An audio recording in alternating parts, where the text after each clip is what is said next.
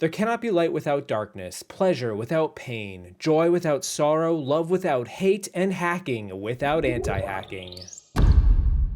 Wait, what? Internet, my name is Peridiam, and after watching like a million Survivor challenges, you start noticing that not every strategy out there works. And while it's fun to talk about the big brains and the 40 chess moves and Yao Man, I kind of want to take a moment to go in the opposite direction, where the Survivor players tried a strategy or a tactic that failed, where they maybe got creative and then got a participation trophy for coming in last. For all the videos out there about what you should do on Survivor, here's one about what you shouldn't do. Whether these make you laugh or cry, or both, here are 5 times Survivor players' anti-hack challenges. The first anti or anti-hack in this video is from Season 30 Worlds Apart, and yeah, we're starting with the infamous barrels. Getting real Donkey Kong country up in here. This challenge involved the players being divided into teams of 4, where they had to navigate across the beach using 4 barrels, 2 planks, and some rope. Their feet, or the planks, could not touch the ground. You may not notice, but the floor was actually lava. Okay, so you're given these limited amount of supplies. What is the strategy to get across? Well, for the first 2/3 of the challenge, both teams implemented pretty effective tactics. The red team kept the barrels upright, the blue team sideways, but overall they both managed to remain even until close to the end. And I should say the blue team was mostly just Mike doing everything, but hey, if he works, it works. But then in the final third, Mike got tired and needed help, and this is where the anti-hack comes into play. Sierra, a national barrel racer champion, had a bright idea. What if they just rolled on the barrels to the finish line? How hard could it be? So, believe it or not, they actually tried this strategy, and for a moment it almost appeared as if they could pull it off. But they couldn't, because that would be absurd. A for effort, though. Oh, Mike, in trouble. Gotta recover. Sorry, you got it. And he does. Almost did the splits. Mike, gotta be exhausted. Something's gonna have to change for blue. Red now 2 barrels ahead. Sierra, barrel rolling. Everybody gonna get on barrels and try to roll their way to the end. Green falls. Mike is off. Everybody's gotta go back. Let's stick around with Season 30 as our second anti-hack happens in Episode 3 when one of the greatest challenge beasts in all of Survivor implements a strategy that completely backfires and only serves to hurt his tribe. I'm talking about Joey Amazing, Joe Anglim, the guy who played on 3 seasons and only ever lost 3 tribal immunity challenges. And this one right here is the second time. The challenge itself was pretty straightforward. Each tribe had to carry a big bucket through an obstacle course to a water spout where they would fill up the bucket. They'd then run the bucket back to the starting point and empty it. Back at the starting station was an empty bucket, and the first tribe to fill up that bucket would win. The catch was that the portable bucket had a lot of holes in it, so you needed to work as a team to plug the holes to prevent water from leaking out. The better you were at plugging, the faster you would finish the challenge. And for whatever reason, once Joe's tribe filled up their bucket, Joe told Nina to run back through the course and not help them with plugging the holes. Joe's logic was that Nina might have difficulty with the obstacle course and would slow them down, but at the very least she could have just helped plug the holes in the back if that was Joe's fear. She could keep up the rear and plug those holes. I mean,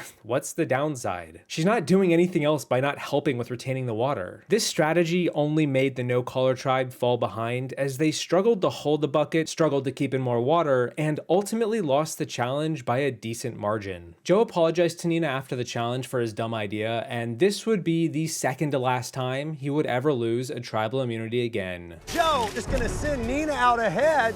Could be a very smart strategy by the no-callers if it pays off. Once again, Nina going out.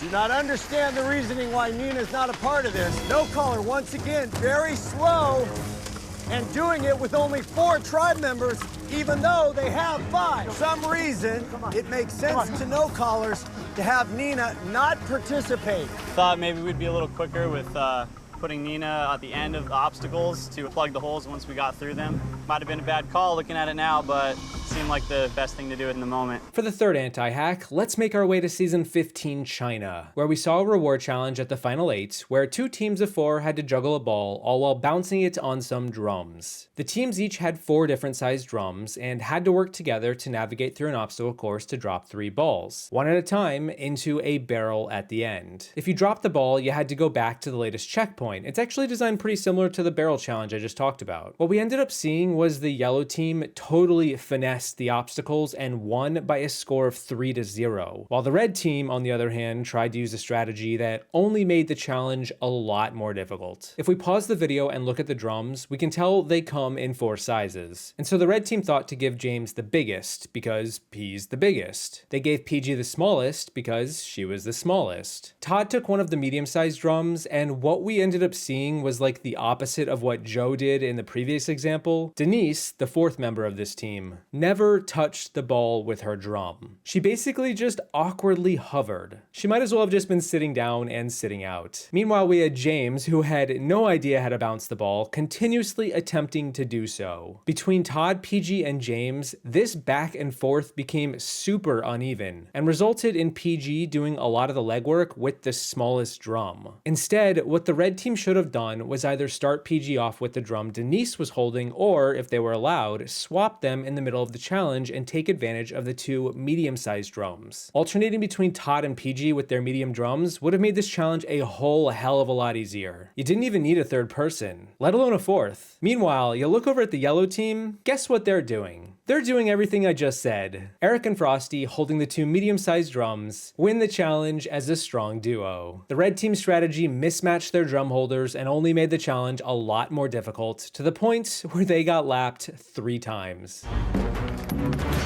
Red team loses it. Got to go back to the start.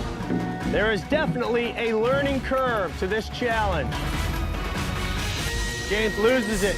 I'll try to catch it. Denise, PG, Todd, James having a tough time getting the hang of this. Todd, you ready? Yeah. Take over. Red misses again. Red trying to score their first point. Todd to PG. Red very close. But they lose it. Get it. The 4th anti-hack is from Season 32, Ko Wrong. In Episode 6, when the Yellow Tribe had a sizable lead over the Blue Tribe and yet fumbled the ball at the 11th hour after using a dumb strategy to lose the challenge. This is a frustrating anti-hack because I can't see why they thought this would have made sense. And of course, it comes from Peter, the guy who was characterized for being overconfident. Basically, the challenge had the tribes running through a course to eventually grab 20 blocks. To finish the challenge, they'd have to stack those 20 blocks on top of each other to create a tower. 10 of the blocks were big, 10 were small, so you would think the first thing you would do is stack the big blocks at the bottom and then the small blocks on top of them. The Yellow Tribe had a lead getting to this part of the challenge, and wow, how do you blow this? Oh, okay, I see. You start by stacking the small blocks first. The Yellow Tribe tried to lead by stacking the small blocks first and then wedging the big blocks at the bottom underneath the small ones. But this only resulted in toppling the small blocks over because they weren't balanced all that well. When you're building this structure, you start with the foundation first and work your way up, not the other way around. But the creative strategy of playing by the rules of Opposite World caused the Yellow Tribe to blow a lead and lose the challenge. Why are we doing small first? I think we should try. Scott's gonna hold the little ones as we put big blocks below it. Hold on. We got 3 more. Combine those. Okay. Very risky approach. They're stacking from the middle. Scott trying to hold it steady along with Peter, but it is really wobbly at the top. It's wobbling. It's tipping. Watch out. Blocks hit Joe in the head. You okay? Yeah, I'm good. Okay. Got a hard head. Joe took a big hit to the head. Blood streaming down his face. Debbie has it. Get on your mat. Come on. 1, 2, 3. And so let's talk about the final anti-hack on the list. And you know, it's only fitting that we save the perfect tribe for this video for last. From Season 10, Palau, we have the ill-fated, most doomed tribe ever, the Blue Oolong tribe, who would ultimately go on the worst immunity challenge losing streak in Survivor history. That is to say, they never won a single immunity challenge. And their first abysmal setback starts in the very first challenge, in the premiere episode, when the tribes had to rush through an obstacle course to grab a flag. The first tribe to get all their players on the finishing mat would win. The catch was that a third of the way into the challenge, the tribes would be presented with a choice. 4 items would appear: a crate of food, some water, some flint, and a tarp. The tribes could take all of the items, or none of them, or some of them. But if they won the challenge, they would get to keep whichever items they took with them to the finish line. But obviously some of these items aren't that big, so to compensate, they were put into really heavy crates, and they were lofty, and they might slow you down. So in a challenge all about speed, what do? What do you take and leave behind? The amazing thing is that Oolong started off with a decent lead over Karor. They got to their items first and began to untie them. But then they had to talk amongst themselves, and this is where everything came crashing down. Oolong was a hot mess, and not one of their players would find themselves on the same page, which resulted in them getting stuck deciding which items to take. They wanted to take all of them, or at least half of them, but would this decision be worth it? Stephanie actually didn't really want to take any of them. Probably should have listened to her, huh? Well, amidst all of this, the Karor tribe caught up to them and immediately chose to just take the flint. A limited supply of food and water wouldn't really matter in the long run, but a fire is invaluable. And you know what's also invaluable? Winning the challenge. Karor showed up to this part, made a decision, took one item, and beelined it to the finish. This should have been a no-brainer for Oolong, but in their infinite wisdom, they not only blew a lead, but also took the food and water supply, which was technically 3 objects in total, and arguably the least important of the bunch. Their strategy was terrible, their decision-making slowed them down, and in the end, all of this only served to make their lives more difficult when it should have been the opposite. But hey, you know, this was just the beginning for Oolong, as not only did they anti-hack this challenge, but they would also ultimately go on to anti-hack Survivor. This is where you make your first decision. Are you going to take all your items or not? Karor is leaving their food and their water. Go, come on, we gotta go. Go on, we're out here. And if we don't get anything, we don't have anything. I'm telling you, I think we should go. Oolong brought food and water, did not bring fire. Interesting strategy. Karor first to their canoe. The strategy was to only bring fire. And it's working so far. Oolong, the flag is that way. Oolong is looking for another island. Push, look, Frustration setting in for Oolong. Karor wins immunity and reward. Yeah! It was about making a choice. And it seems as though you guys have a very strong tribe, but it was brains that beat you today. So, James, let me be clear. You didn't even bring fire. Oh, hell no, we should've. You did not take fire. Dumbass. We're gonna win some matches. We just didn't do it today. There you go, the opposite of Survivor players hacking challenges. Not every challenge strategy works, and when they don't, sometimes they really don't. If you can think of any other terrible strategies, let me know. Just as there are good ideas, there's also a lot else to consider too. A big thank you to my patrons for all your support, for not squabbling over a bag of grain. You keep it in perspective. Thank you all for watching, I hope you enjoyed the video. Don't forget to not do any of these things on your way to the next challenge, and I will see you in the next one once I take notes from Cowboy on how to start a fire. Cowboy has a flame for I2. I2 with a lot of smoke. Cowboy got his own system.